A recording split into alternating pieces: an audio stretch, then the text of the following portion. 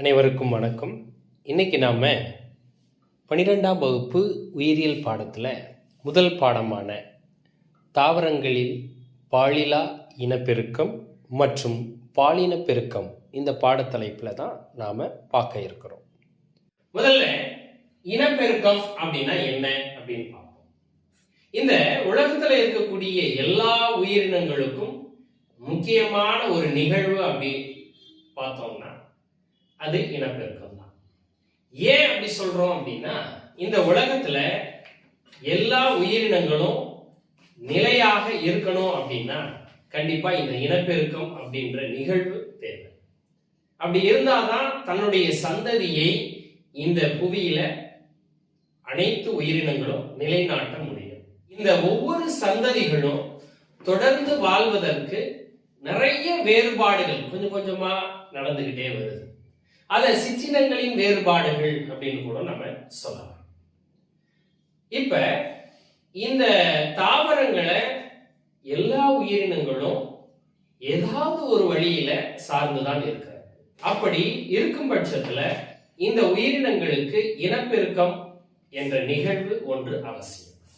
இந்த பரிணாமம் வளர்ச்சி அப்படின்னும் பொழுது இனப்பெருக்க நிகழ்வு நடந்தால்தான் தொடர்ந்து மாற்றங்கள் நடக்கும், புதிய சந்ததிகள் உருவாகும். அப்படிப்பட்ட இனப்பெருக்கம் கண்டிப்பாக ஒவ்வொரு உயிரிகளிலும் நடைபெற வேண்டும். அப்படி நடந்தாதான் இந்த உயிர்கள் இந்த பூமியில் உயிர் வாழ முடியும். இந்த படத்துல இருக்கிறவர் யாருன்னு தெரியுதுங்களா? இவர் தான் பஞ்சனன் மகேஸ்வரி அப்படின்ற தாவரவியல் வல்லுநர். இவர் 1904ஆம் ஆண்டு முதல் 1966ஆம் ஆண்டு வரை இந்த பூமியில் வாழ்ந்தார்.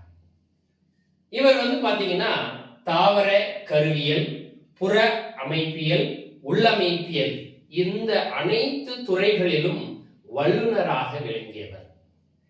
இவர் 1934ஆம் ஆண்டு சிறப்பு தேர்வு உறுப்பினராக தேர்ந்தெடுக்கப்பட்டார். பாத்தீங்கன்னா இந்தியன் அகாடமி ஆஃப் சயின்ஸ் அப்படின்னு சொல்லுவோம். அதே மாதிரி 1950ஆம் ஆண்டு ஒரு புத்தகத்தை வெளியிடுறார். அந்த புத்தகம் பாத்தீங்கன்னா an introduction to the embryology of angiosperm அப்படின்ற ஒரு புத்தகத்தை வெளியிடுறார். இதுல அனைத்து பூக்கும் தாவரங்களை பற்றியும் விரிவாக எழுதியிருந்தார். 1951ஆம் ஆண்டு புற அமைப்பியல் வல்லுநர் பன்னாட்டு கழகம் அப்படின்றத நிறுவினார். அது பாத்தீங்கன்னா இன்டர்நேஷனல் சொசைட்டி ஃபார் பிளான்ட் மார்பாலஜிஸ்ட் அப்படின்னு சொல்றோம். இப்படி பல்வேறு துறைகளில் சாதனையாளராக விளங்கியவர் தான் இந்த பஞ்சனன் மகேஸ்வரி. இந்த இனப்பெருக்கமானது 2 வகையாக பிரிக்கப்படுகிறது.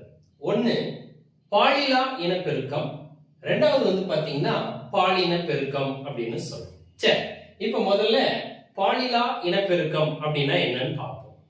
அதுக்கு ஆங்கிலத்துல ஏசெக்சுவல் ரீப்ரொடக்ஷன் அப்படின்னு சொல்றோம். இந்த பாலிலா இனப்பெருக்கம் அப்படின்றது கேமெட்டுகள் எதுவுமே ஈடுபடாமல் தன்னுடைய சொந்த சிற்றினங்களை பெருக்குவதற்கு உதவும் முறை தான் பாலிலா இனப்பெருக்கம். இன்னொரு முறை சொல்றேன், நல்லா கேளுங்க. கேமெட்டுகள் எதுவுமே ஈடுபடாமல் தன்னுடைய சொந்த சிற்றினங்களை பெருக்குவதற்கு உதவும் முறைதான் பாலிலா இனப்பெருக்கம். இது எந்தெந்த தாவரங்கள் நடக்குதுன்னு பாத்தீங்கன்னா கீழ்நிலை தாவரங்கள், பூஞ்சைகள், விலங்குகள்லையும் இது நடக்கிறது. எந்தெந்த தாவரங்களையும் விலங்குகள்லையும் நடக்கிறது அப்படின்றத பார்ப்போம். கொனிடியங்கள் அப்படின்னு சொல்லக்கூடிய ஆஸ்பர்ஜில்லஸ் மற்றும் பென்சிலியம் பூஞ்சையில நடக்கிறது.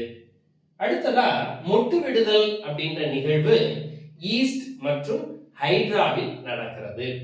அடுத்ததா துண்டாதல் அப்படின்ற நிகழ்வு ஸ்பைரோகைரா அப்படின்னு சொல்லக்கூடிய ஆல்கைல நடக்கிறது, அதாவது பாசிகள்ல நடக்கிறது.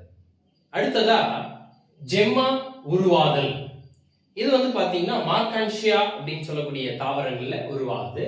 அடுத்ததா மீளுருவாக்கம் அப்படின்ற நிகழ்வு பிலனேரியா அப்படின்னு சொல்லக்கூடிய உயிரினத்துல நடக்கிறது. அடுத்து இரு பிளவுறுதல் அப்படின்ற நிகழ்வு பாக்டீரியங்கள்ல நடக்கிறது. சரி, இது எல்லாமே பாலிலா இனப்பெருக்கம் அப்படின்னு சொல்றோம். இதுல ஒரு சிறப்பம்சம் இருக்கு. இந்த பாலிலா இனப்பெருக்க முறையில தோன்றக்கூடிய உயிரினங்கள் அனைத்துமே புற அமைப்பிலும் மரபியலிலும் எப்படி இருக்கிறதா ஒத்து காணப்படுகிறது.